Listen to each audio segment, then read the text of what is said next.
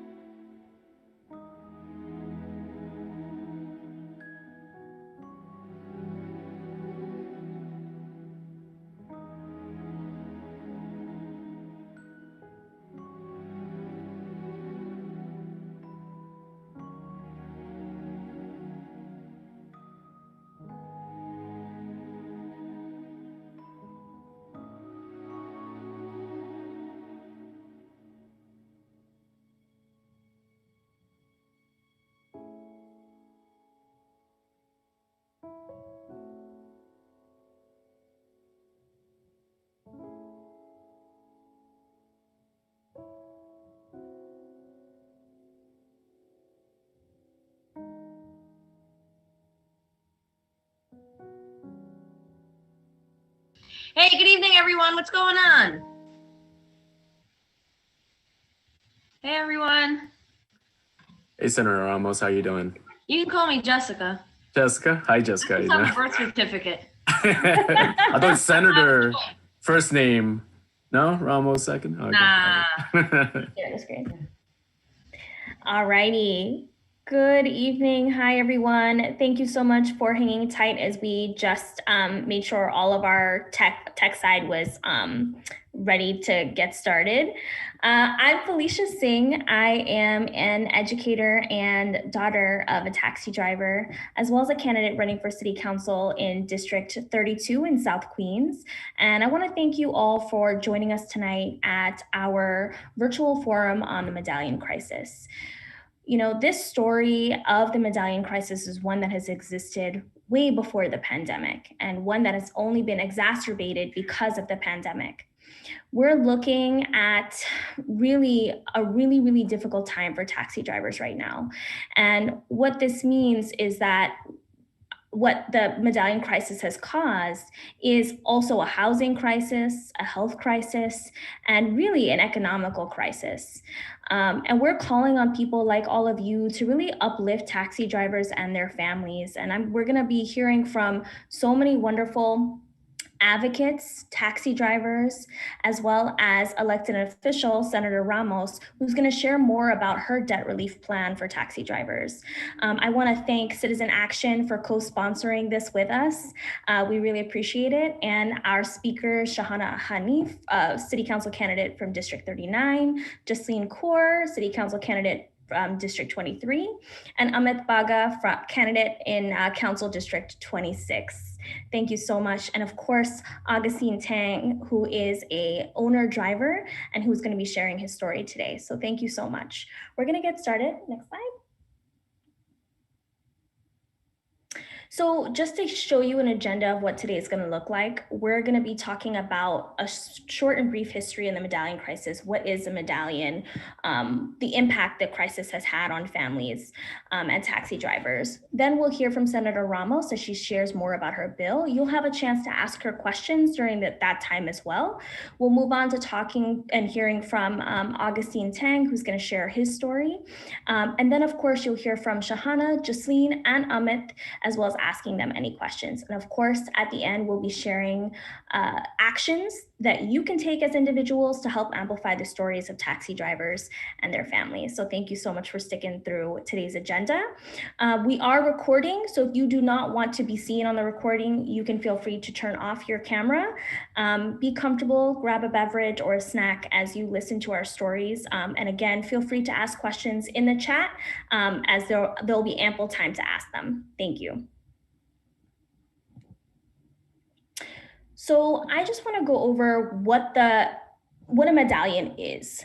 A medallion is like a franchise. It's purchasing a small business. It's your ownership of your livelihood. And it allowed for taxi drivers to really be self-employed.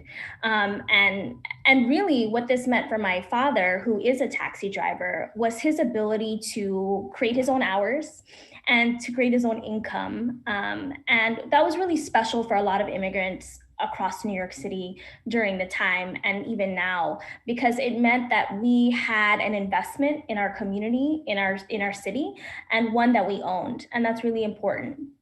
We saw that what really caused this crisis, the medallion crisis, was it was supposed to be a cap and a regulation of the amount of taxis on the street. But what it really ended up happening was you had a lot of predatory lenders, a lot of banks who lent who allowed borrowers to purchase a medallion at the rate of $1 million, which taxi drivers didn't actually spend or had the amount of money to buy, but really what it was us borrowing that amount, which created our debt. So for example, and I could speak for my father, who purchased his medallion in 1987. And when he purchased his medallion in 1987, he purchased it for about $250,000. But it came with a 12% interest, which sounds insane. Because of that 12% interest, it added up to today around $646,000 of debt that he owed on a medallion. So at the end of the day, you don't end up owning anything because you're continuously paying. And what we saw was that taxi drivers had the inability to even pay a medallion because they were unable to make enough money to sustain a living, plus all of your taxi fees, plus your medallion fees, and any other fees that came with that, including congestion surcharge. We know that with the influx of rideshare companies like Lyft and Uber, there was no cap on those industries. So what you had was a whole bunch of taxis throughout our city and not enough people riding them, especially not enough people taking yellow taxis to be able to sustain a living. Next slide. Mayor de Blasio recently put out a plan, one that included $65 million of taxi medallion owner driver relief. And what this means is that it's up to $20,000 in loans upfront to restructure medallion debt and a $9,000 debt payment support plan. The city this would essentially be a payout, it looks like, for lenders. And really what this meant was that we didn't adopt New York Taxi Workers Alliance's plan to restructure debt at $125,000 over 20 years at less than $800 a month for a taxi driver. Now, what did this all mean? First of all, New York Taxi Workers Alliance is a really amazing union that represents taxi drivers and even their families, and has been fighting really, really hard for a debt relief plan for many, many years. And what we saw was when this plan was released, it was incredibly devastating to so many families. Taxi drivers needed relief for a very long time. And what this has caused, the lack of courage and will from our city to provide that relief, is we had things like what happened to my family, where we had to file for bankruptcy in 2019. Our medallion was seized over the summer during the pandemic, meaning that my dad no longer had ownership over his taxi. He was unemployed for 3 months during the pandemic. And then, unfortunately, on February 5th, the bankruptcy court put a for sale sign on our home. So currently, we're in the settlement process of trying to figure out if we'll even be able to keep our home. This is what happens when we allow for our city to neglect our most essential workers. So today, you are going to be hearing about what we should have done as a city, what we can still do, and how you can help push this forward in the best way possible. And with that, I want to leave some space to introduce Senator Ramos, who's been a real steadfast fighter for our taxi drivers and her communities, all of our communities. Welcome, Senator Ramos. We really look forward to hearing more about your bill. Hey, Felicia. Hi, everyone. Thank you so much for inviting me to your forum. It's really good to see everybody. And like I said in the chat, I'm really happy to be having this conversation because we really are at a critical juncture in this fight. We're at that do or die moment where we are trying to get money and funding for an actual relief, and beyond that, a forgiveness plan. And we're fighting a proposed plan from the city that I firmly believe came from Marblegate itself. Marblegate is the principal lender to the taxi medallion owner drivers. And they are a big hedge fund based in Connecticut, whose sole purpose is to make money at any cost, no matter the lives that they take, no matter the lives that they impact.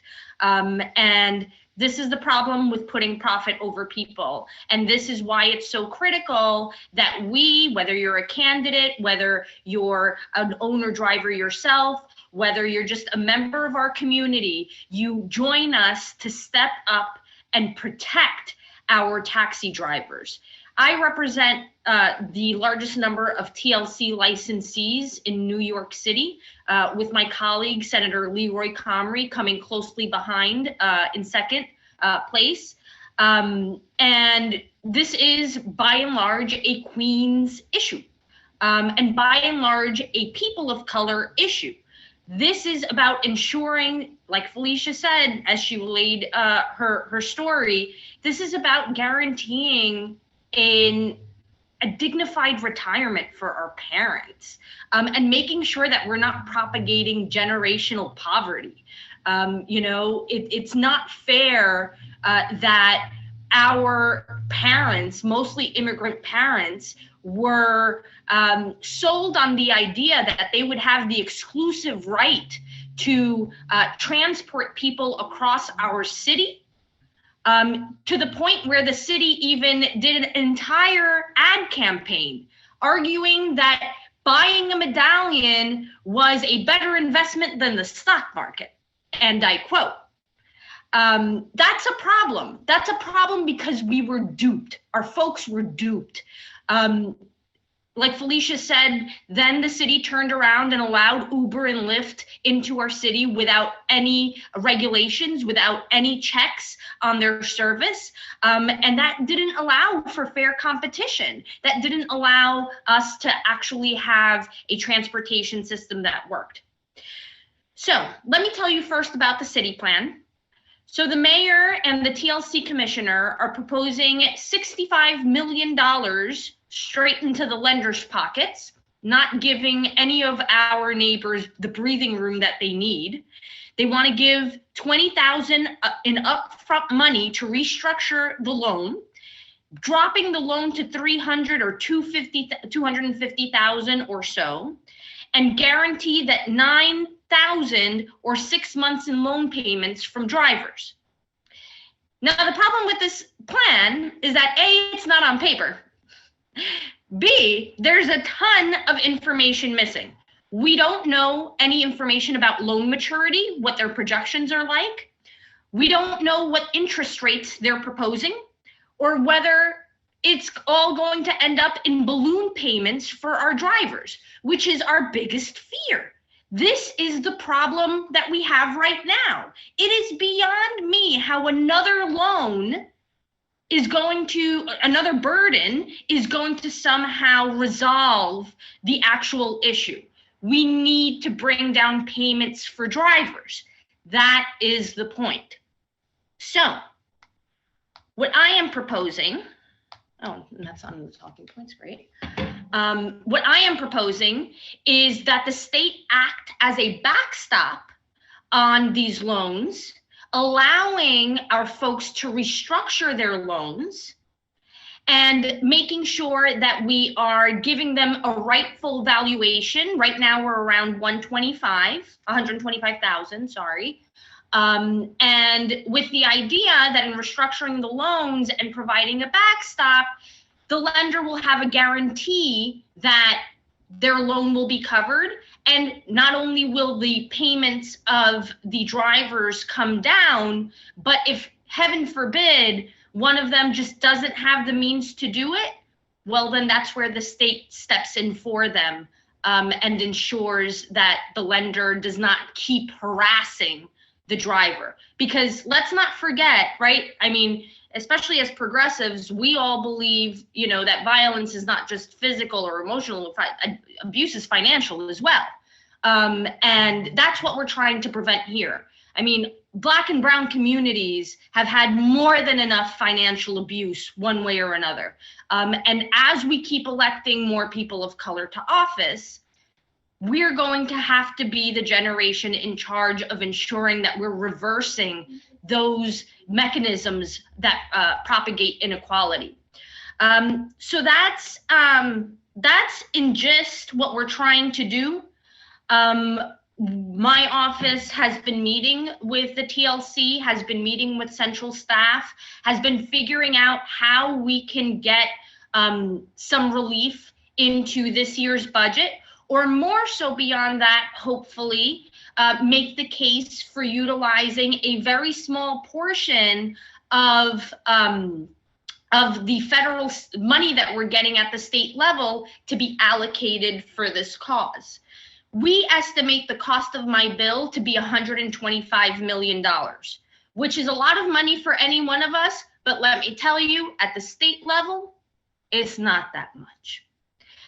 So we can't be, let's continue to be undaunted. Let's continue to organize. Let's continue to stand with the drivers at Gracie Mansion and help them, in their activism to make sure that they're heard. I've been trying to, talk to the mayor as much as I can about this and make him see the light. I've been at odds with the TLC commissioner on this subject. And, for those of you who know me, I don't shy from a fight. I feel quite comfortable in conflict. And we're just gonna have to figure it out. So we're gonna be duking it out over the next few weeks. And I'm very happy that y'all are on the worker side, because ultimately the number one problem with the city plan is that the workers weren't at the table. That's just it. You cannot propose a solution. And those of you who are going to be policymakers, you can't propose a solution when the people closest to the pain aren't at the table in any circumstance. And that's why I'm proud of my bill, because my bill actually comes from the Taxi Workers Alliance, actually comes from the workers sitting down and doing the homework and saying what works the best for them. And I'm very happy to say that I count on the support of not only Comptroller Scott Stringer, but Attorney General Letitia James on our plan. This is important because the boondoggle that the city created cannot go unpunished. And the city has a responsibility to the drivers to correct this wrong and to help them achieve the justice that they deserve, the peace of mind that they deserve. Our folks were taken advantage of because they're immigrants, perhaps because they don't speak English very well, don't have access to an attorney to help them read the contracts that they were asked to sign, and that's not their fault. I don't care what anybody says. No, it's not their fault. It's the fault of a system that has been designed for white people to thrive off the backs of working class people and people of color in this city and in this state. And I am damn sick and tired of it. And we're going to fight this with all we've got. And we're going to win for these workers. So thank you for having me today. I guess I'll take some questions. I can't hang out the whole time. I can hang out maybe for another 10 minutes or maybe a little bit more. But thank you. Thank you for having me, and thank you for fighting for the workers. Thank you, Senator Ramos. We do have some questions, and folks, feel free to ask them in the chat. I'll get started with one that I just happened to have, and we came up with Amit, Shahana, and Jasleen and I.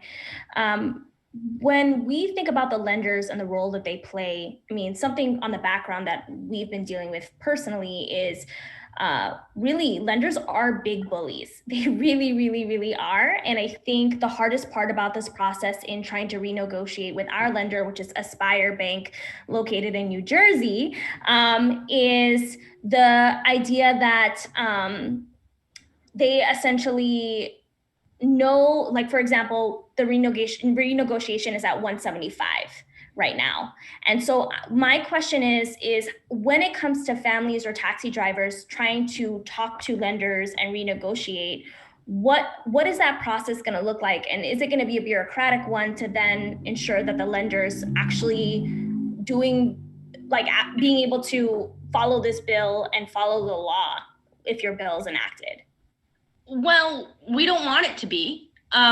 What we want is for there to be as little process as possible. We want this to be as transparent and simple as possible. We want for the state to really, step up in a way that the city has not. And that's why we're asking for them to act as intermediaries of sorts.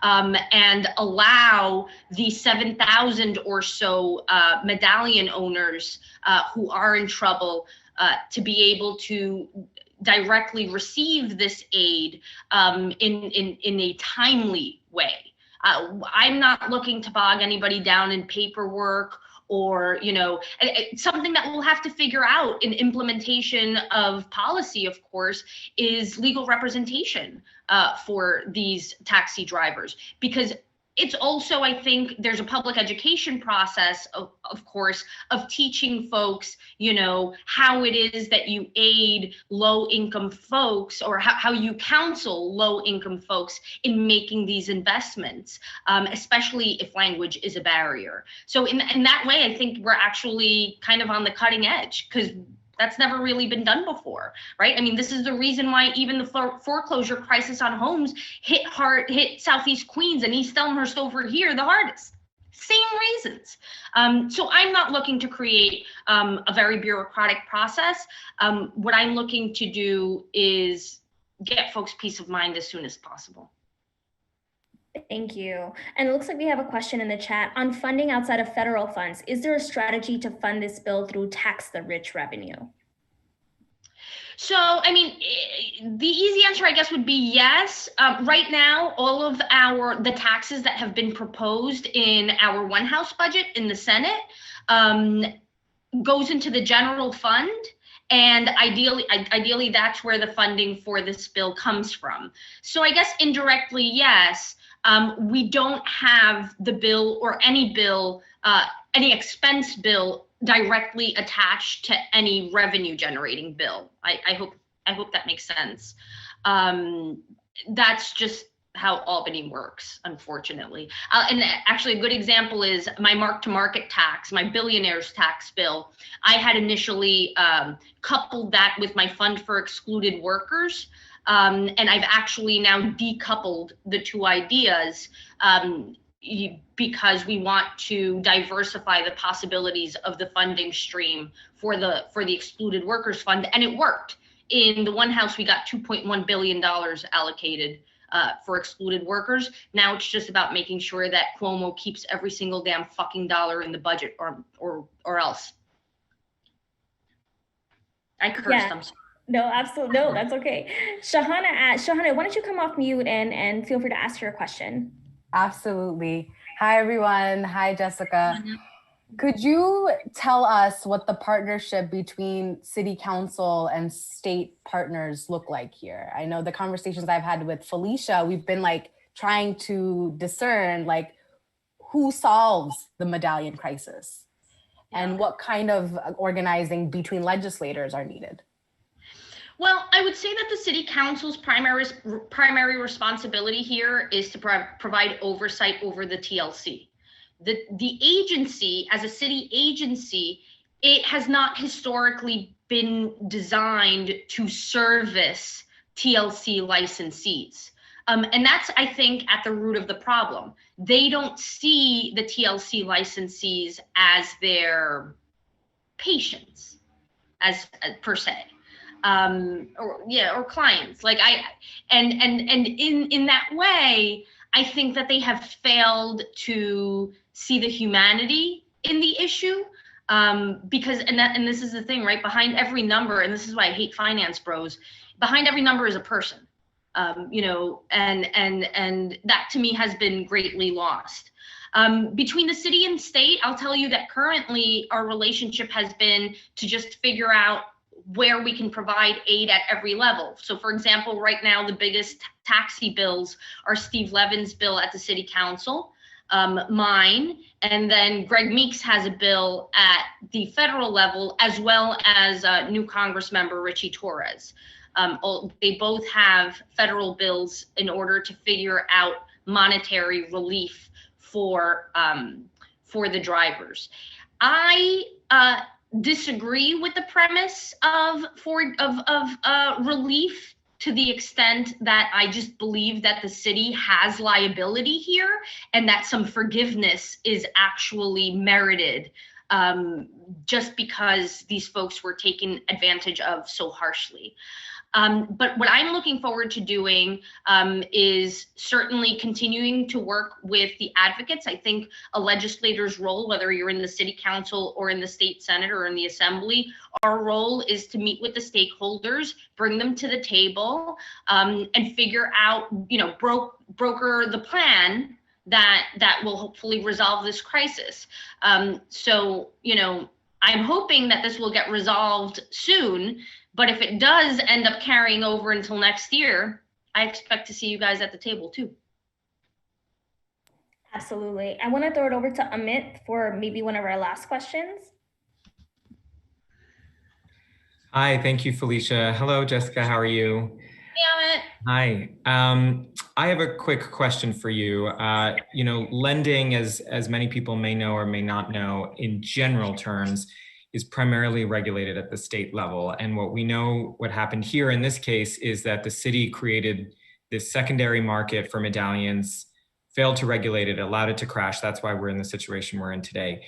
Are there steps being contemplated in the state legislature to further increase oversight over the city in terms of its own lending or market practices to prevent something like this from happening again in, let's say, a different industry?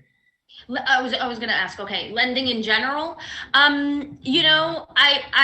am not privy to any plan, so I'm not going to say that it doesn't exist, but not that I know of. But I have to say I've largely not engaged on this issue. I mean, I ended up in this issue not only because of my natural constituency, because of my neighbors, but because I see it as a labor issue, and I chair the labor committee in the state senate. But overall, the state can't really directly give money to lenders by law. This is why it has to be relief and or forgiveness, directly providing directly to the medallion owners, drivers themselves. And I think that's important. I think overall, what I'm trying to play around here is trying to figure out how to kind of force the city's hand into our plan, being that they are so dead set in their ways. I mean, my conversations with the TLC commissioner thus far are such that she does not see the need for any forgiveness. And she will outright tell you that, it was the Medallion owners who signed up for this. And, now that it didn't work out, well, that's not anybody else's fault. But I think she's wrong. I think the city is at fault. I think the city, brokers speculated over the value of the medallions, overvalued them, and took advantage of immigrants who put their entire life savings into these businesses, and then allowed, competition to come in unregulated and completely, wash them away. So I just, and this is where that relationship with the governor and the mayor, and it's not just the current ones, because it's actually historical that the governor and mayor of New York and New York City don't, are constantly in this tug of war. But that's why that doesn't help anybody. Those feuds don't help anybody. And it's also why we need a fairer tax bracket and a fairer tax system, so that we're not scrambling for crumbs. I mean, how crazy is it that in one of the richest states in this country, one of the richest countries in the world, we're really arguing about who's going to pony up $125 million in a government budget? Are you kidding me? The city and or state of New York has spent more money on other things that go down the drain. Don't get me started on Thrive NYC, and I was part of the launch. Amit was there. Like, you got to be shitting me. It's not okay. It's not okay. So this is why, again, we have to be vigilant. We're going to have to take a deeper dive on how to hold these lenders accountable, how to get hedge funds out of our lives and hopefully in jail, because that's where they belong, and really turn around the city in a way that we've never seen before. So there's a lot of work to do. I'm tired just talking about it. For real, I'm exhausted as well. One last question before we head off. What could we do to help push your bill at the state level? Does it include calling our representatives? Does it include continuing to rally? What exactly can we do? Thank you for the question. I have to say, I'm very lucky that both Tim Kennedy, who's a state senator from Buffalo and chairs the Transportation Committee, is fully committed to this bill and to this cause. I'll be honest, I thought, just given the fact that he's not from New York City, that it would take a little more explaining and a little more advocacy. He got it. And Leroy Comrie, who chairs the Corporations, Authorities, and Commissions Committee and represents Southeast Queens, where there are many drivers, is also fully on board. And the three of us have really tag teamed in conference and telling our colleagues how important this bill is. But hey, look, there's never any reason for you not to call your state legislator.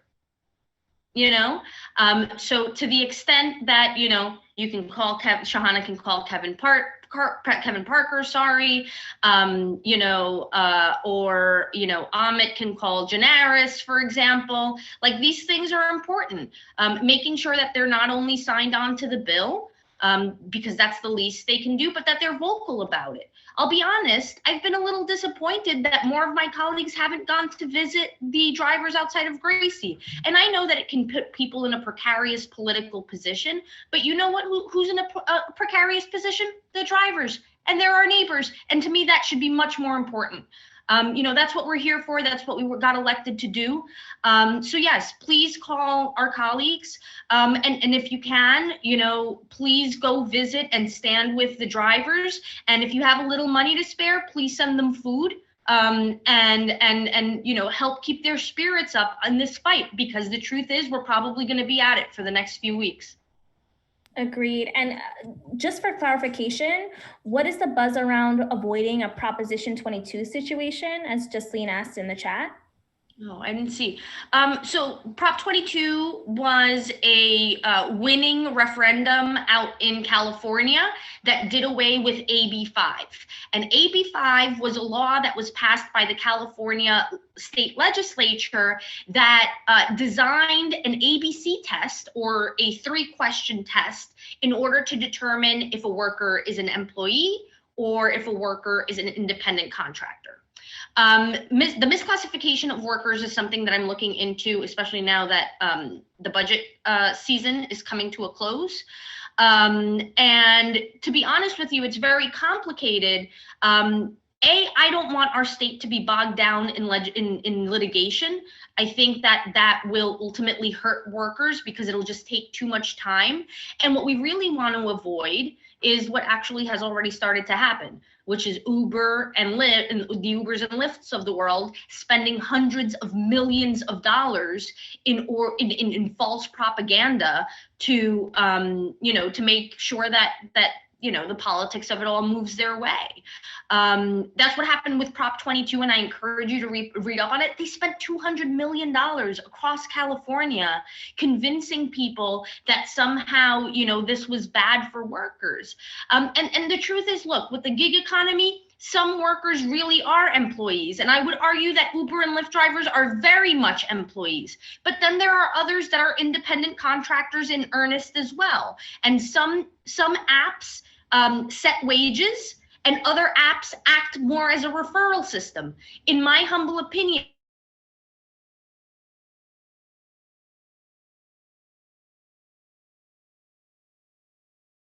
Oh, Senator Ramos, we lost you there. Can you hear us?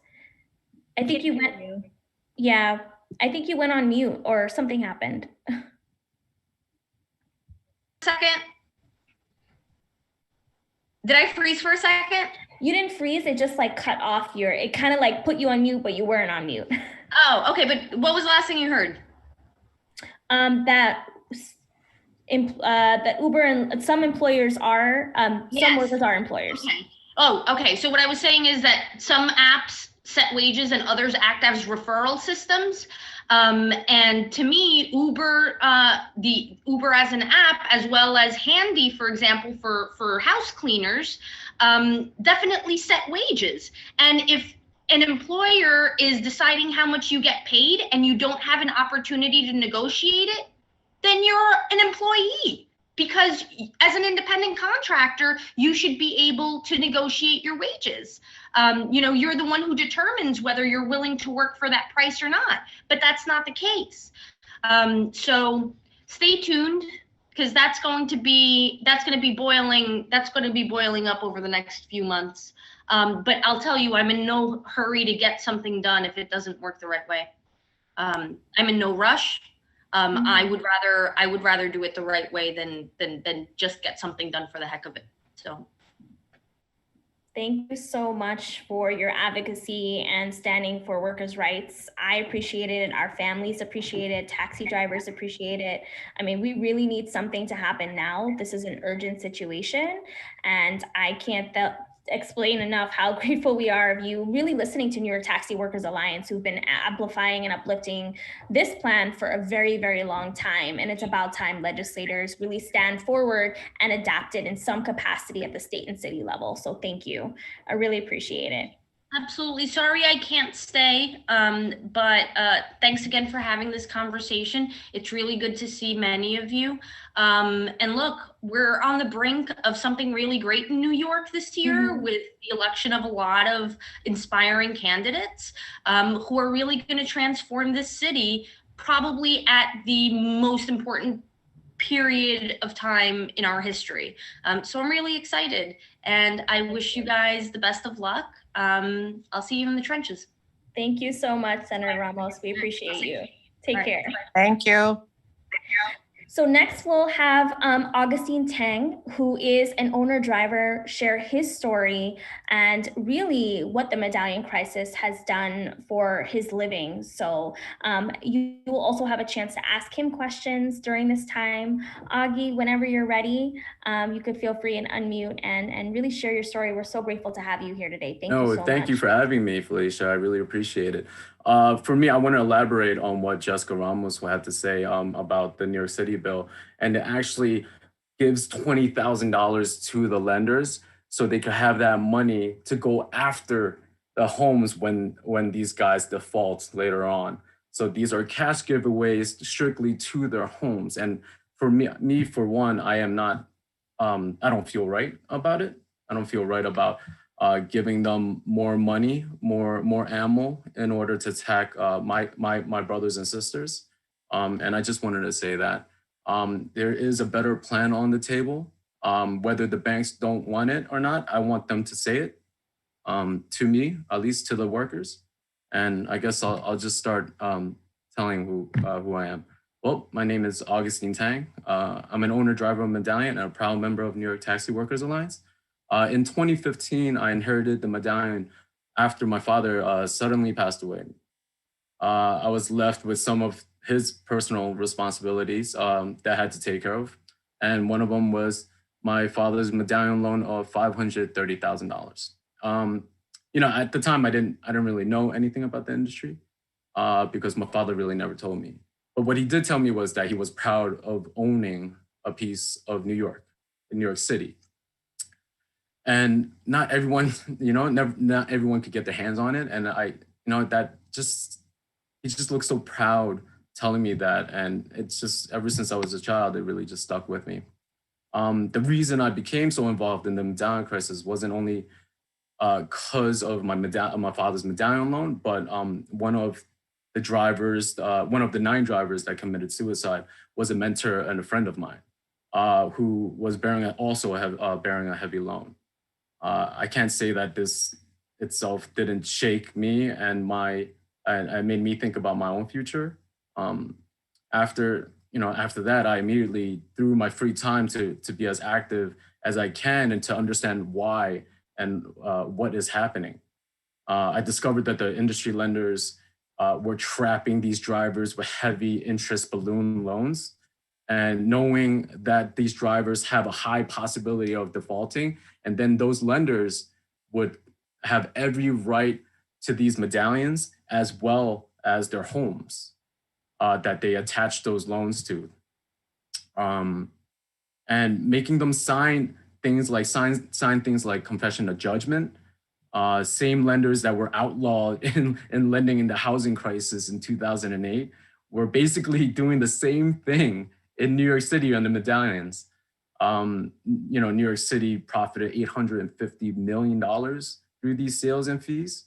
Not to mention that the yellow taxi sector contributed over $1 billion to the MTA alone from collecting these fees. I don't know if the audience knows, but there's a surcharge that the taxi drivers have to collect, which is $2.50 that goes to the state, the MTA. And it's anywhere the taxi crosses 96th Street and under and below. These surcharges were shown to cut drivers' income by $10,000 a year. So I saw that this industry was in a real trouble because it was just the lack of motivation and just overall hopelessness.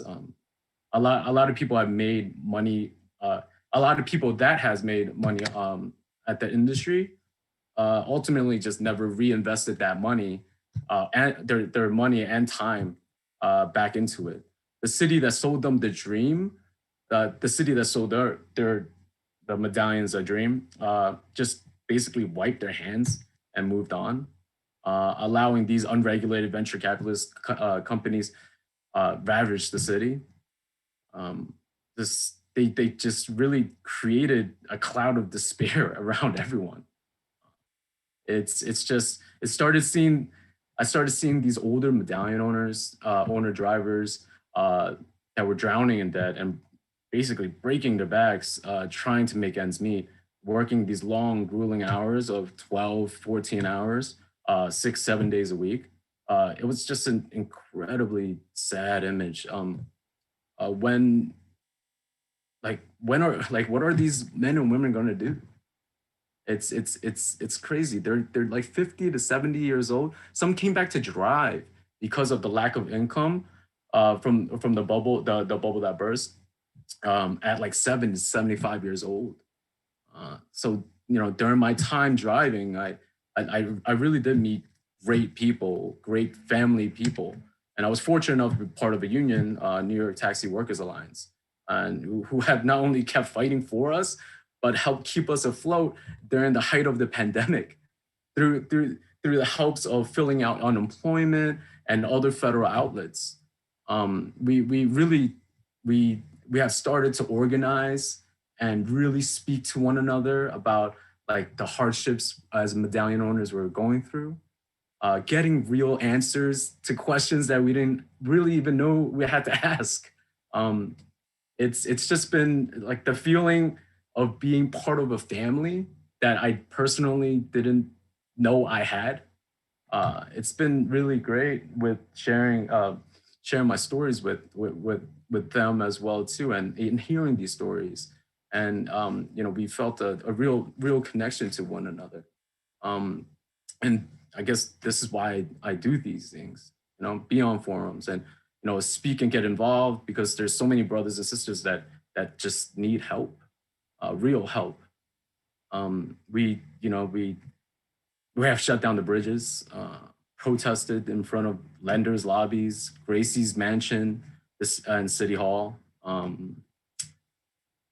Just, you know, we need help from the city, or if not the city council, to find a real solution to these medallion owners, so the medallion owners won't be out on the streets, or even worse. We have no choice to keep on fighting, unfortunately. I really do feel that anything over 125, frankly, anything over 100,000 is not payable right now. Even at 4% interest, we're talking about a loan of 20 years, and these guys are 60, 70 years old, having to pay up until their 90s. It's just this industry will still take many years to recover from COVID. Before, like, I don't know, before I end, I just want to say that the public support that we are receiving through these protests and through our campaign has been amazing. There's people that have been sending us food, has been protesting with us, and you know, the public figures that were out here who have been standing with us, trying to understand our plight. It's been nothing, and it's for this. Of course, we're screaming and shouting, and the neighborhood is not is not really enjoying it as much. But when they do hear our stories, it's such a emotional movement that they understand why we're out here. But for now, we did protest 9 days straight at Gracie's mansion for the 9 driver suicides that has occurred in 2018. And, you know, we are not done.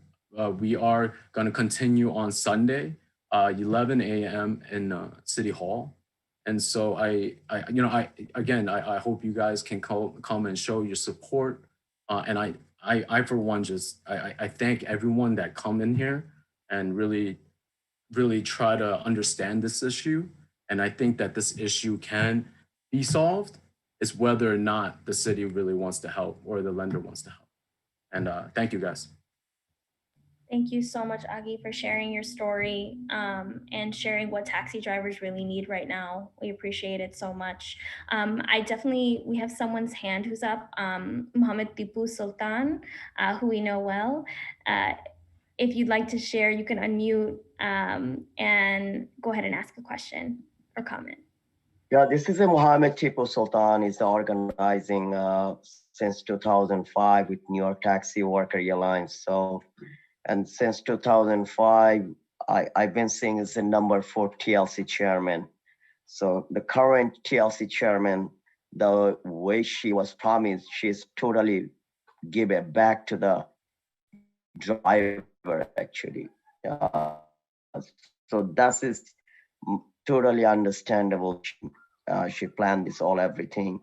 And just like you August said it, that the 9 days straight protest in mayor office, There are a lot of support also from the neighborhood, as August said it, that we get a donors, we get a coffee, we get a hand gloves, we get a mask, and there is a some of the neighborhood every day they visited just to say hi and look at us. I see at least 3 of them walk at least from 6, 7 block is elderly. They come, they see, they hi, they support, and as this is all about happen is the last 3 years. This brother and sister is suffering. I feel so upset. I feel so cry when this brother and sister come in right there. 60, 70, 80 years old, 40 years, 35 years, 30 years driving this city, the trust, the belief they build in this city. This is the TLC who fell totally this industry. 200,000 driver, 130,000 car on the street. This is a planned, this is a corrupt politics in the city hall and also in the Albany. And look at the scenario in 2015. This mayor wanted to put a cap on the car, and Mr. Governor wanted to bring all over the state the Uber. We wanted to stop, but this mayor just did not act properly. TLC did not act properly. And what happened? This is a 9 driver suicide. We lost our 9 street fighter. They're not a new, they are old, professional, full-time driver. They leave this city, they trust on this city. Who fell? This city fell. Who fell? The TLC fell. And the current TLC chairman, she promised front of all driver. Go back to the city council public hearing when she was testifying what she gonna do, what she will do. I still remember that she turned her face back to the driver. She felt sorry for the drivers, that the sufferer. She promised that she will stand with the driver. She promised that she will solve the problem. Look what she proposing now. She is hand over $65 million to the hedge fund. Why? But we do have a institutional corruption as we see that if you look at the other 3 other some executive in TLC, someone is working with the Uber right away after the Bloomberg gone, and another one work with the Lyft, and then another one working here and there. They are all sitting right there. What happened to the Marble Gate? Why is so beautiful that lovely proposal? Because of the hedge fund? Because there is a billionaire funds? Because she know about it? Because she had a prepaid mindset system that her brain, and he lie front of the city council, front of the driver, and this is very disrespectful. We are fighting last 3 years on this cold-headed, all this cold time, raining time, on top of the snow. We on the street, why? Why is so greedy to solve this problem? We went to this, Mr. Mayor told he don't have enough money to solve the problem. But we went to Washington, D.C. And our stimulus money is in stamp for this yellow Medallion owner solve. This is our stamp. This is our money. This is our fight. Bring this money.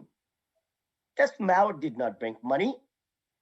TLC chairman did not money. We, the driver, Medallion owner, all went to the Washington, D.C. to the city. That's make this money bring to the city.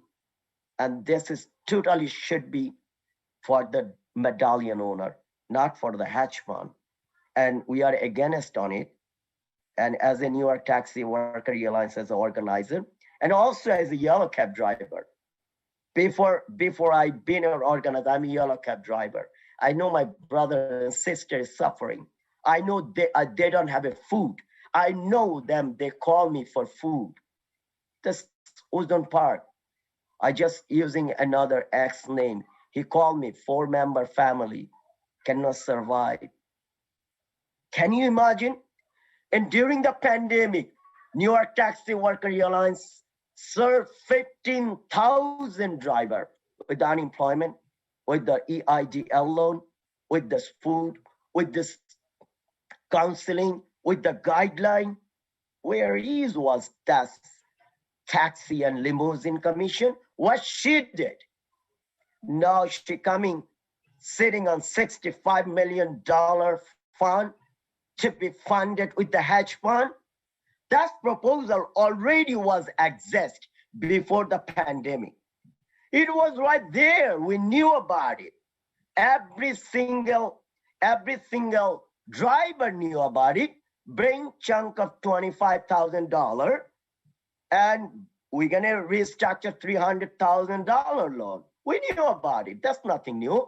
So the TLC just copy and passed this hedge fund proposal, period. You know what? We see another 3 of them gone. TLC chairman, 3 of them in my involvement, 3 of them gone. And you know what? This is the horrible, the picture scenario they bring it. You know what? The old days, we never knew about it, what is happening internally. Then when this Medallion is making a bubble, $1 million, and not 18 to 19 years later, we learned there was a internal corruption set up. But $65 million corruption, we know how does it work. We know who is behind that. Everybody know it. We want this investigation right now. And we want this money should be stopped. Nobody should take this money. Nobody should forward this money. We want this money should be used to be make sure this Medallion owner get hear the voice, and New York Taxi Worker Alliance the proposal, $125,000, 20 years plan, and this is 4% interest, 757. That's the best proposal. And as we know, all the leader, all the people, all the public with us, because yellow is a brand for the New York City. No one can take away from it as long as we brother and sister is standing on that protest, and we'll continue to do it. That's it. Thank you. Thank you, Tipu. Wait, I'm sorry, Tipu. Did you have a question in there for me? I thought it was. Oh no.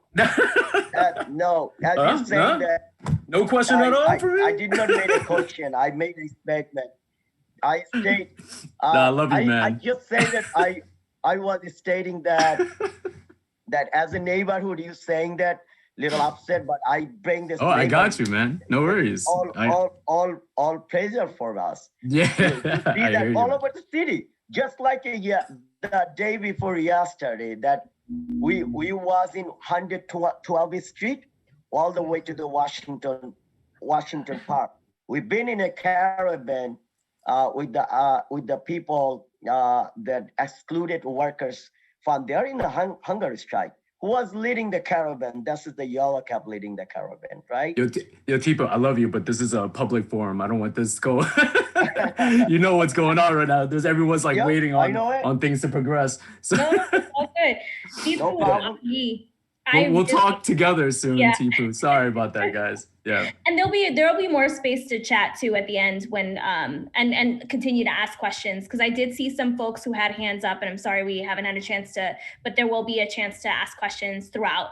But Augie and Tipu, thank you so much for your advocacy, your hard work, your pushing of legislators and city agencies to do the right thing. I think what we want to see is movement in our current legislator at the state and city level, but we also have an entire cohort of city council ready to bring change. And I want to first introduce Shahana Hanif, who is running in District 39. Kensington is a neighborhood that has a lot of taxi drivers. I'd love for her to speak and share more about herself, policy plans, and platforms that really will help support taxi drivers in the long run. Sister Shahana, whenever you're ready, please feel free to share. Thank you so much. Thank you first to my brothers Augustine and Tipu for just all the incredible organizing and the force you're bringing to this work. I am leaning on workers to drive what we accomplish in this city. Good evening, everybody. Once again, thank you, Felicia, for the invitation to speak tonight, and big thanks to everybody who is still here, who's joined us to learn more about the Medallion crisis and its devastating impacts on working class families across New York City. I'm especially and really proud to be in conversation with other South Asian candidates who understand this crisis and are prioritizing justice for immigrant working class families and organized labor in this fight. I look forward to the fights ahead, and I'm determined that a new wave of leadership in the City Council will deliver this victory. So the Medallion crisis is personal for me. I was born and raised in Kensington, Brooklyn, where I am now running to be the next council member in District 39. Kensington is home to the largest working class Bangladeshi community. Many of my neighbors and family members are taxi workers.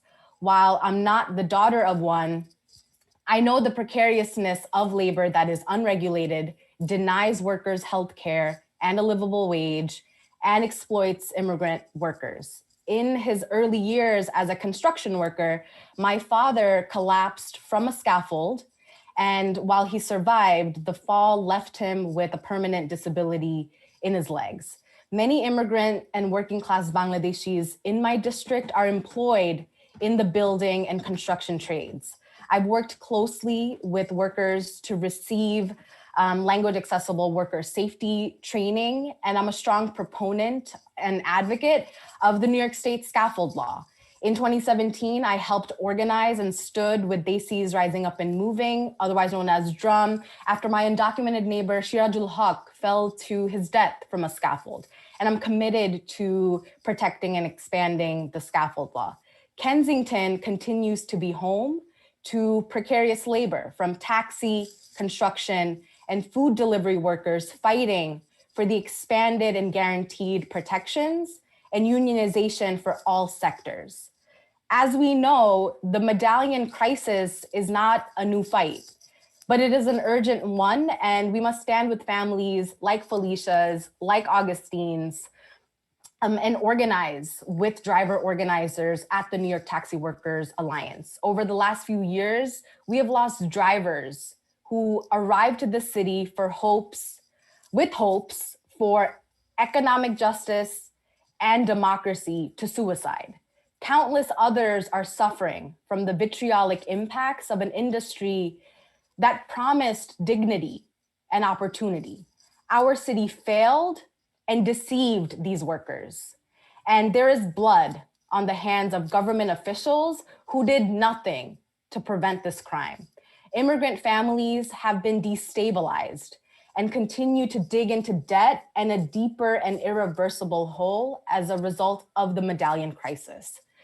Through COVID-19, these burdens weighed even heavier as drivers stopped working during the peak and applied for unemployment insurance, but were denied. I supported dozens of drivers with appeals for unemployment insurance and to fast track these benefits. It took weeks for many to receive their deserved benefits. Side by side, I offered political education about why their benefits were stalled or needed to be fought for. Big tech corporations like Uber and Lyft have never looked out for workers. And employee misclassification has been a way to deny workers basic human rights. As workers continue to organize, it is up to our legislators to listen and solve the Medallion crisis now. So in 2020, I released my most urgent policy platform to expand workers' rights, which centers taxi drivers and their organizing power. First and foremost, we need debt relief and reparations. The New York Taxi Workers Alliance has put forth a promising plan that can solve the Medallion crisis, and I feel hopeful listening to Senator Jessica Ramos. I will continue to organize with the New York Taxi Workers Alliance and taxi drivers throughout the city and District 39 to pass substantial reforms and demand immediate relief. We must let drivers lead and be at the decision-making table, from district offices to City Hall to the Taxi and Limousine Commission Board of Commissioners, which has never included an active driver. There has been no real momentum within the city council to advocate for classifying drivers as employees instead of independent contractors, despite repeated systemic injustices, from a lack of desperately needed and comprehensive healthcare to a failure to provide legal protections for vulnerable drivers. I'm committed to working with colleagues in the city council, and I hope you're looking at the next city council slate right here tonight, with colleagues in the city council and of course our state legislature to provide drivers with labor protections and benefits through classifying rideshare drivers as employees, not independent contractors, and provide independent drivers with healthcare and pension funds. These plans are not unrealistic. One way to establish a health and pension fund for drivers is by levying a small cents on the dollar surcharge per ride to cover these costs.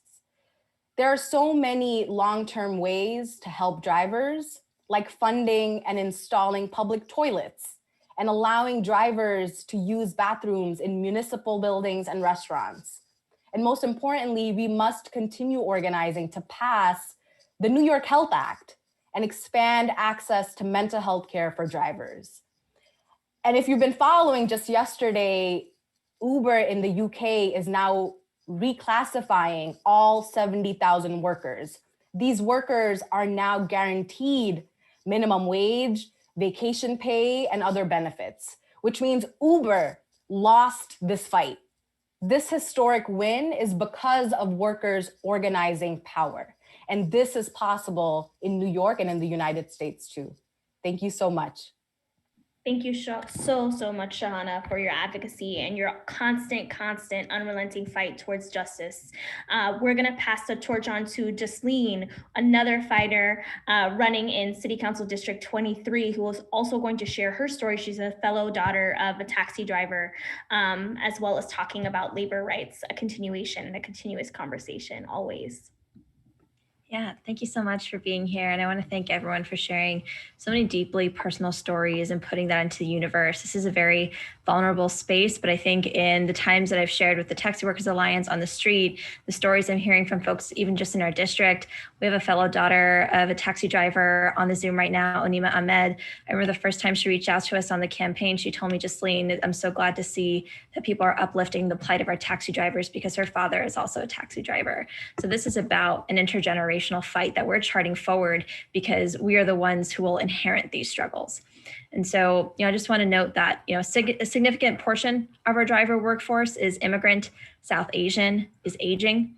We've, as Augustine had mentioned, we've lost 9 folks to suicide, and that our drivers have also faced hate crimes and discrimination. And this is an especially challenging time right now as we lost 6 Asian Americans in Atlanta just the other day. And these are concurrent stories of immigration, exploitation, labor injustice. And so I just want to name that before I move forward. And so in Council District 23, we have one of the oldest districts in the city, actually. We have close to a 20% senior population, which means that we have an aging workforce too. We also, as Senator Jessica Ramos had mentioned, Senator Leroy Comrie's district is also in our council district, which you heard is perhaps the second largest home for taxi drivers in our city. So, for me, this is deeply personal, and it's been a personal fight for years in our city and in Queens especially. So for me, my dad purchased his medallion around the same time that my brother was born in 1993, and it was filled with promise. We keep talking about these medallions that are worth millions, that it's going to guarantee home ownership, sending your kids to impeccable schools. And that was all well and good until these corporate giants like Uber and Lyft swooped in and tanked those opportunities. And I want to be clear about just how much families across our city had built up for this to come crashing down. It was devastating. And so the year that we lost so much in 2014 was actually the same year that I was supposed to start university. So when we thought we could pay for my schooling, I suddenly had to take out over $50,000 in student loan debt, private student loan debt for a private university that I didn't even graduate from. And this is on top of hundreds of thousands of dollars worth of medallion debt. So these concurrent crises really are just piling on top of the housing market crash and so many forms of austerity budgets in our city across decades. I need a decent job to help pay off my parents' debt and to pay off my own debt. And this is the intergenerational nature of this crisis. Our parents, people like my father, who is turning 62 years old this year, are heading into their senior years without debt relief plans or false plans like what Mayor de Blasio is proposing before us. They have lost their retirement, and they don't have pensions, which means they can't even imagine a future without labor, without working for our city. And mind you, these are people who work and generate millions of dollars in revenue to not only fund our city, but to fund the MTA as well. But Governor Cuomo wants to gut millions of dollars out of this budget so that our workers can never find a time to rest. I remember the first time I asked my dad what a retirement fund was, and if he had one, and all he could do was laugh, because there was no possibility for that with the way the medallion lending agencies have cut our families out of opportunity. Our lending or brokering agency was Melrose Credit Union.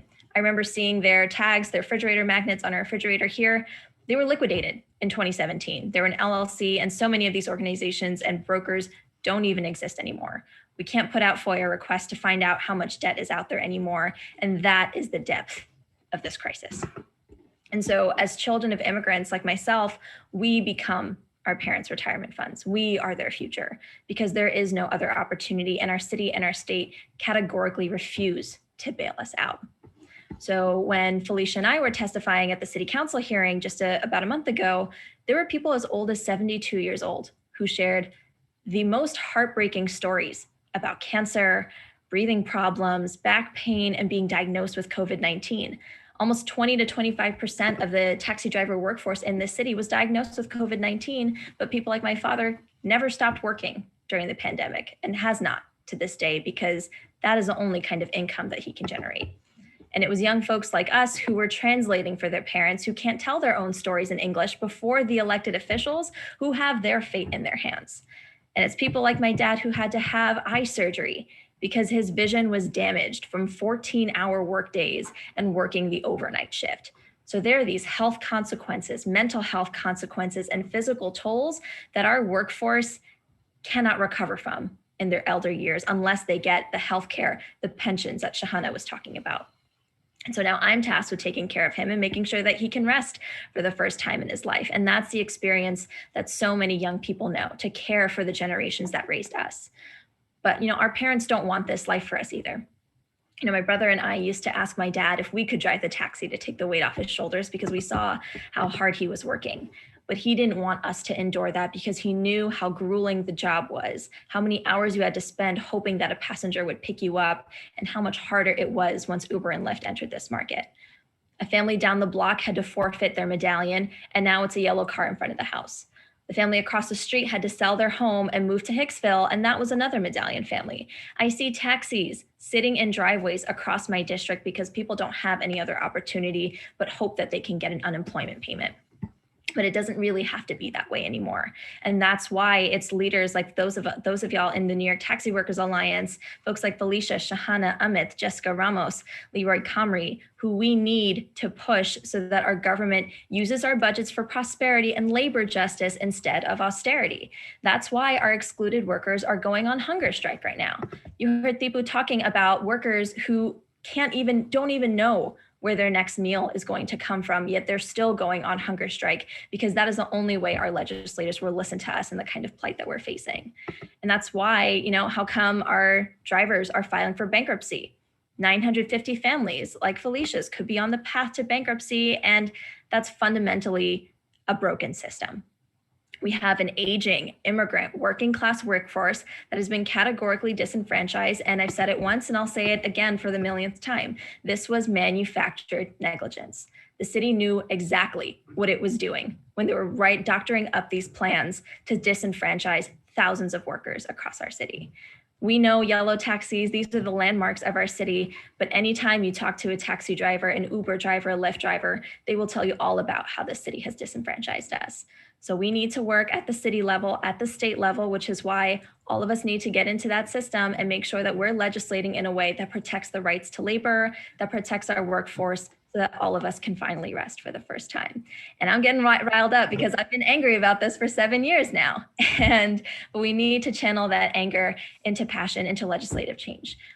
One of my organizing North Stars is that we need to agitate, educate, and organize, right? So we can't just be angry. We got to educate our communities and we got to organize around this too. So I'm hoping y'all will join this fight, join all of us, and take this back into the streets with every single one of us. So with that, I'll pass it back to you, Felicia. Thank you so much for giving me the floor. Thank you, Jasleen, for sharing your story and really connecting for us the intersectionality behind a crisis, that our crisis doesn't just impact workers, it impacts their families for generations. And so this is why we are in dire need for relief. We're in dire need for legislators and future legislators to have the courage and the will to push these plans forward, and not plans that protect our corporations and our lenders, but plans that protect our families and our workers. I really appreciate your passion. Thank you. And with that, I'm going to pass it over to Amit, who is running for city council as well, and who's going to be sharing his story and his connection to taxi workers and his advocacy that he's been doing across our city for a long time. Go ahead, Amit. Thank you so much, Felicia. And thank you so much for hosting this really critically important event this evening. Thank you for all of your advocacy. I have often thought to myself, I don't know how Felicia could possibly run for city council and fight for her family's life. Don't find me back again playing GTA. Hello? Sorry about that. Go ahead. In the way that you do. And so it's really incredible. And thank you for that. And of course, it's hard to go after Jasleen because there's no one who I think can frame these issues quite so beautifully intersect and such an incredibly intersectional way as Jasleen can. But thank you for the opportunity to be a part of this.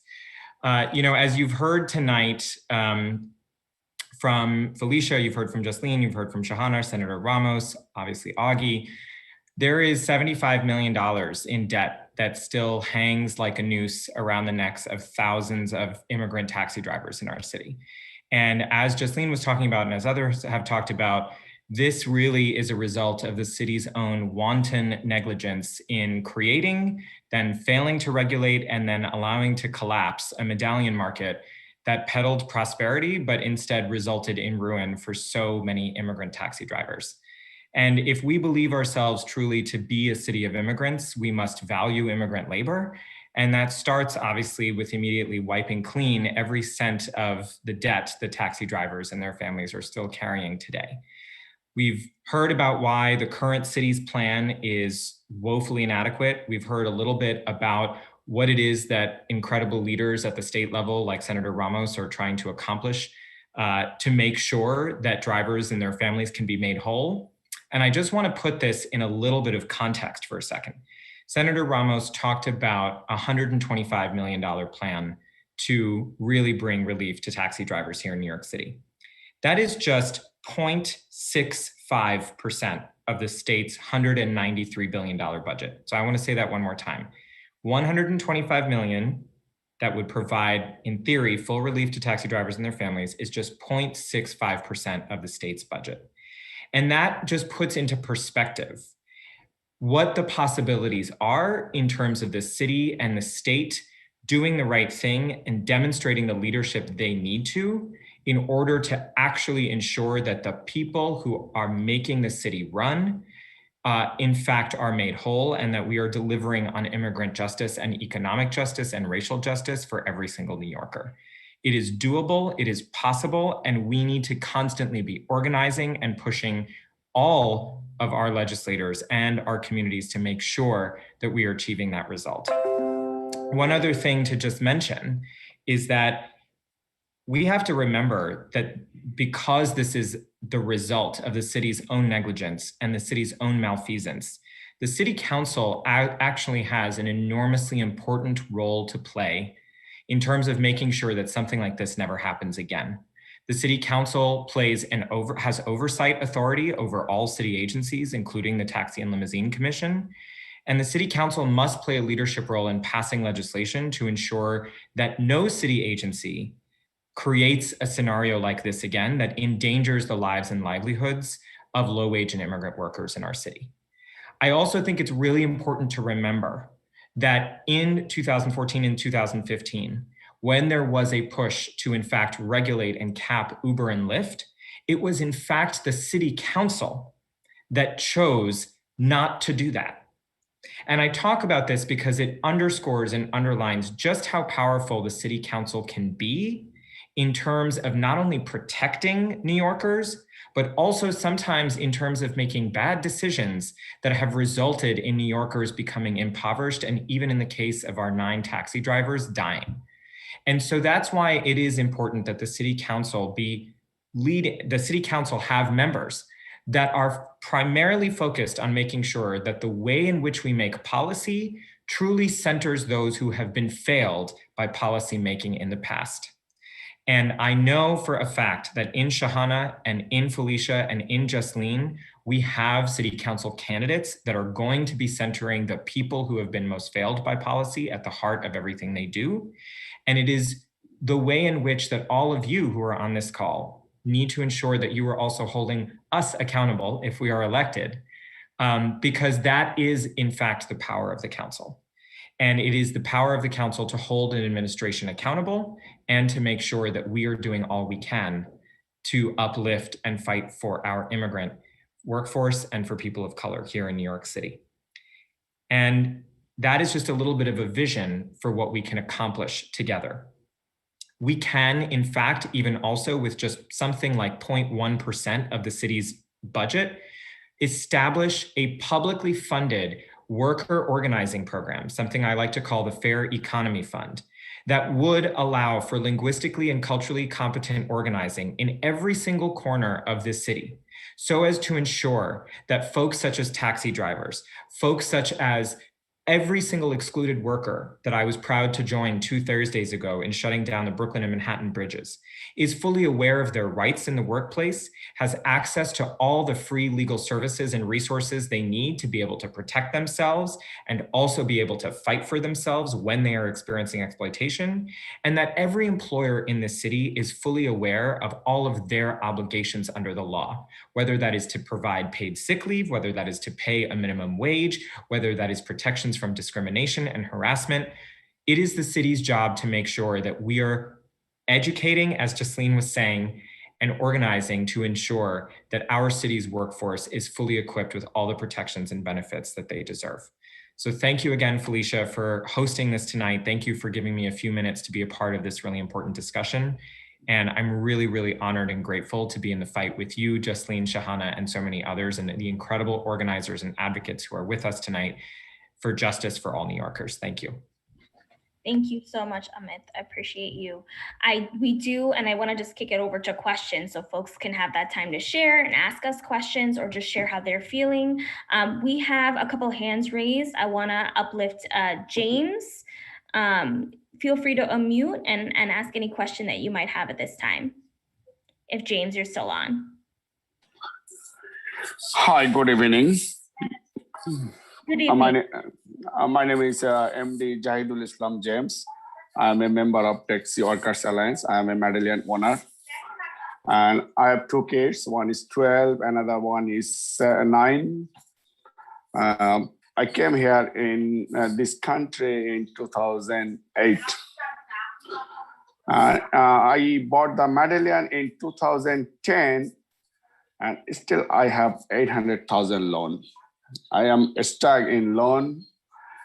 When I came this country, before that, my parents requested me not to go here, go this country. Stay here, stay in Bangladesh. You are good here. You don't have to go there. But I have a hope I will go to America and for better life. But now I think it is better for me to stay in my country, not to come here. Because in this country, I am really upset, and not only upset, I am so angry too about this corruption of the city, local city level, state level, for that corruption. I am so angry about that. And in my future, I don't know what will happen. I believe I have long way to go, and I have options to long way to go. But now I am really stuck here. So we talked a lot of times. We are fighting for a lot of times, a lot of years. We are fighting, but this is not the time only talk. We have to fight. We have to go on the street, and we have to achieve our goal. Our goal is the Medallion debt forgiveness. That's the only way we can survive. This is the only way. So I hope you all will join with us in our protest. That's my request. And that's it. I'm sorry about that. I'm so emotional. Sorry about that. Thank you so much for organizing this program. I just want to say that James, not only a great fighter on the streets, he's just like his story just resonates directly to all the drivers who invested into the city, and this is the reason why not only that the older drivers that need a certain plan to come out, so they could be made whole again. They have people like James who came here and has 2 kids, $800,000 loan. I can't imagine anybody, being able to survive through this. This is something that we need a plan that would actually work. And I feel like just giving us crumbs, $29,000 to give strictly to Marblegate, it's not a plan really for us. And even though I really do think that the city should have flexed their power, and with the TWA's plan, what's crazy is that Marblegate bought their loans for about $100,000 each, from what I've heard. And so even with our Marblegate's plan, they're still winning. They're just not winning that much. And it's incredible to me that they would rather put people out on the streets, or worse, so they could have a second summer home. It's incredibly selfish of them, I think. I hope we could work things out. But yeah, me, James, Tipu, and everybody from TWA, we're gonna keep on fighting until we win. Absolutely. We also have other taxi drivers whose hands are raised in the chat that I want to uplift as well and have them share their story or ask questions. Yupema is whose hand is up, and I'm sorry for the mispronunciation. Yes, that's correct. My first name is Ugen, last name is Pema. So the first name is a little hard to pronounce, so I just write down you. So yeah, same like other fellow Medallion owner. I'm one of the owner, and I bought the Medallion in 2004 in second auction, in the city auction, right? So, and my broker and we went down to the Rector Street, where the TLC commissioner stay, their main office. So literally the bank, wrote a check to them, 335,000 and something changes. So same thing like other driver, I trust the city, invested. We believe the system. I believe in the New York City. I came from Tibet, under the communists. So I came to this country, have the dream, have the future. And obviously I trusted in all the city and everything, but now it turns out they're literally killing us. I have family, I have 2 kids. They need to go to college, they need, I have to pay the rent and everything. I can't survive now, This is and the mayor, when he ran for the office, he promised us saying that he's gonna help us. I voted for him. Along with my friends, they voted for him, He said he's gonna help our taxi issue and taxi industry. But once he become a mayor, he literally ignore us, And then we raised the voice, and he says, okay, you need more voice. You need to make more voice. And then now we've been making noise for like 3 years. We went to City Hall like thousands of times. Like Tipu said, rain or shine, snow or hail, we were there. Not only that, we went to Albany and knocking down all the senator office and congresswomen and men. And then we went to a couple times in this pandemic period. We went to a couple times in the Washington, D.C., drove all the way from New York to Washington, D.C. We had a support from Senator Chuck Schumer and other AOC and everybody. Now we had the pandemic, the stimulus year especially for the Medallion owner. And this mayor is selling us off. He's literally wanna kill us. All those family here. How can we pay the rent? How can we feed our children? What kind of system is this? What kind of country that doesn't have any humanity? What kind of this city is this?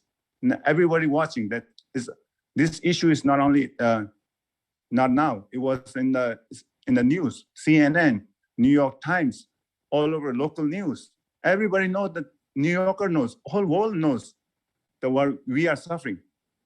Not only that, the 9 cab driver committed suicide. Not only that, one of my friends, I know him. He got heart attack.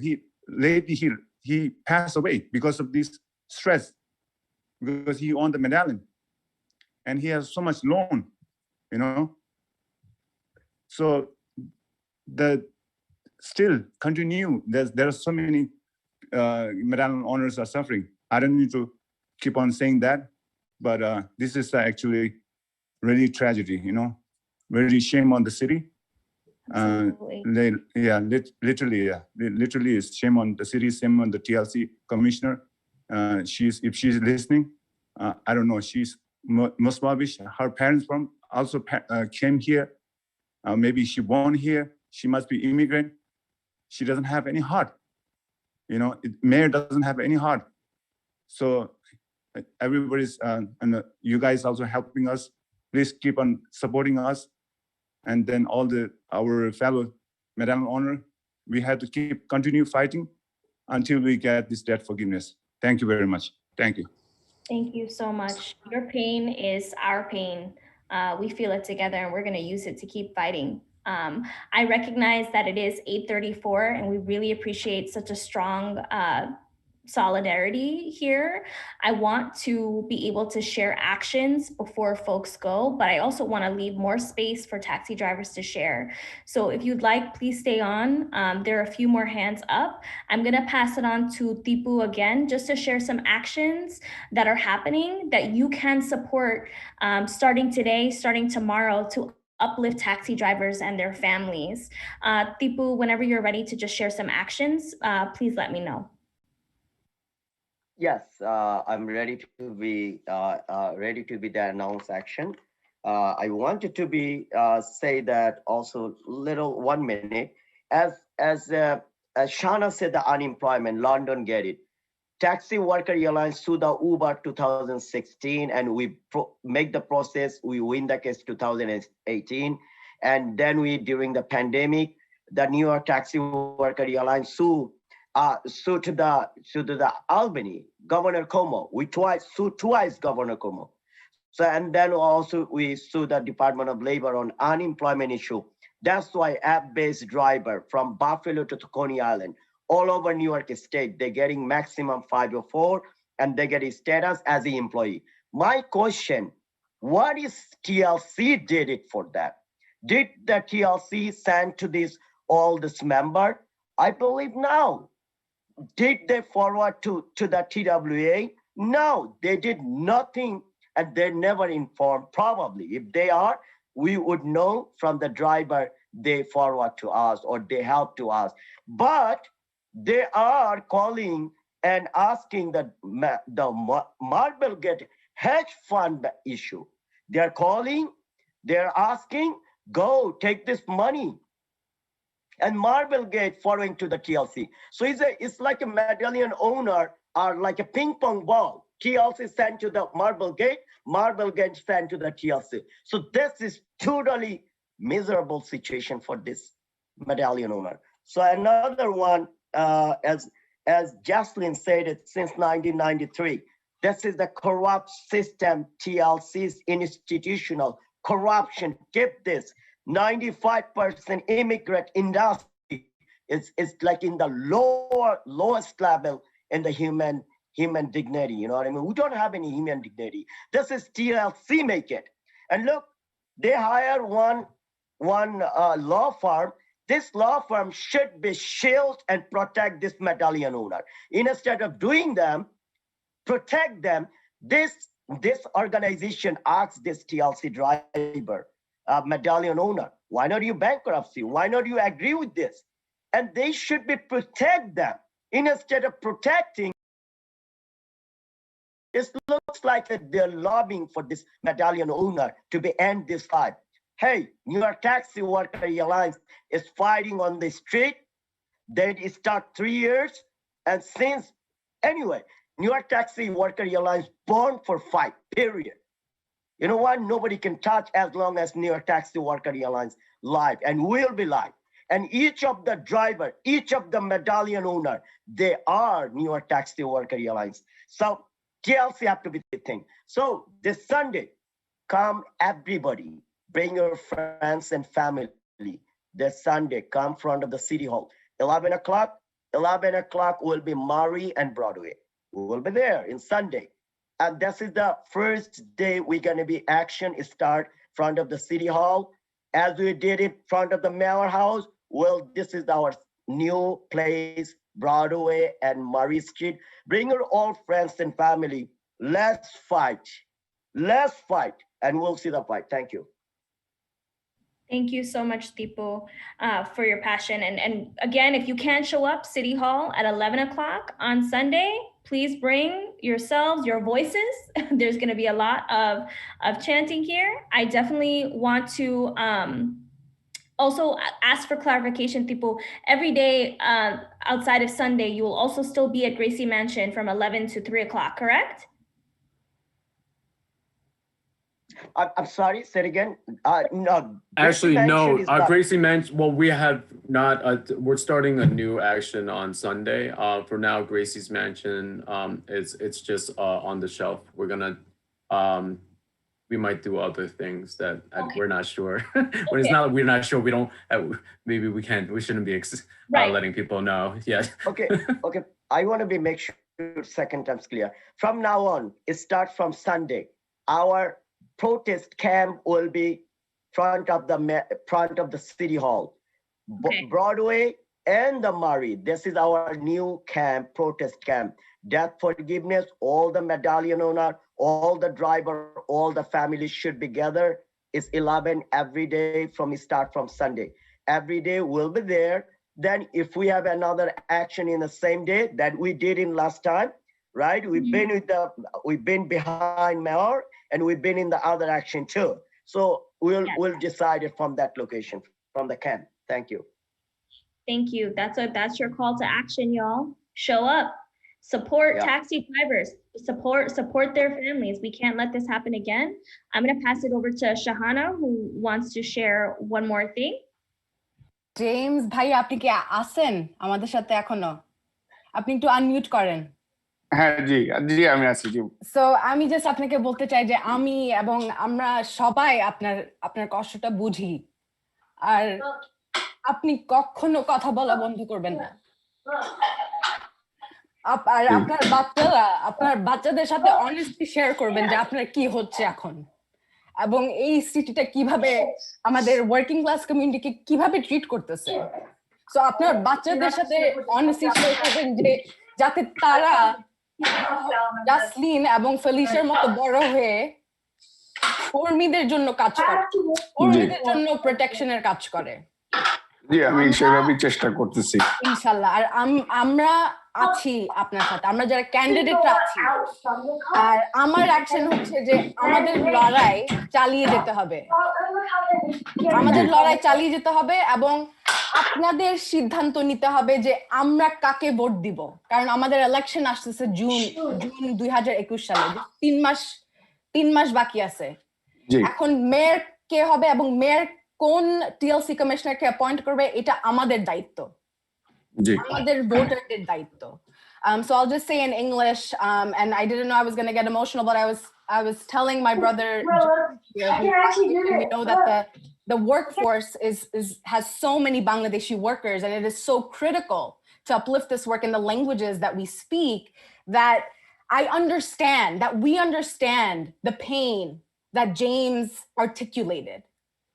And that, and I've told him, I've demanded that he does not stop talking about the pains of this corruption, that he must continue to speak up about the violence and about this crime committed by our city, and that he's got a responsibility to let his children know what is happening, so that that one day they too, like Jasleen and Felicia, will grow up to protect workers everywhere.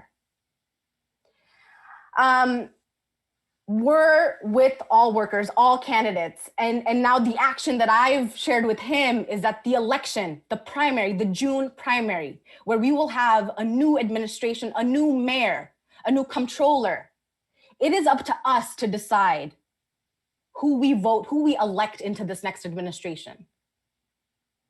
So please save the date, June 22nd, as we continue to show up to the streets, as we continue to have these discussions and share our visions and imaginations about what a just city looks like, what reparations for workers look like, that we vote to elect a transformative city council.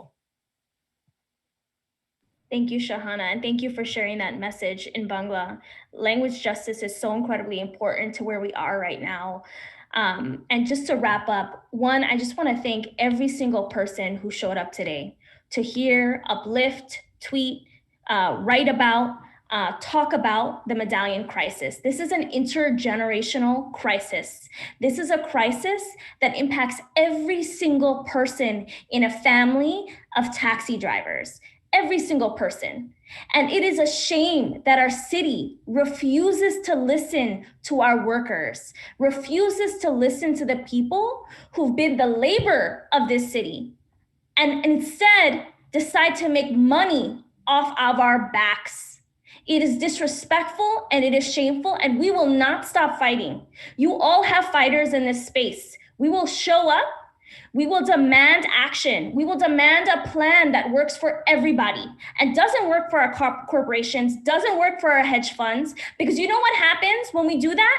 We get the change that we have the right to, that we've been demanding for a very, very long time. So what I'm asking everyone here to do is show up, amplify the voices of taxi drivers, amplify the voices of labor movements across this city and across this nation every single day. Because our freedom, our right for liberation is for everyone. When you liberate us and when you make us feel safe and secure, that is in the benefit of every single person in this city. But when you liberate and when you give corporations money, those are the only people who get the benefit. We get left behind. Our homes get taken, our livelihood gets taken, everything about our sense of self and being gets taken.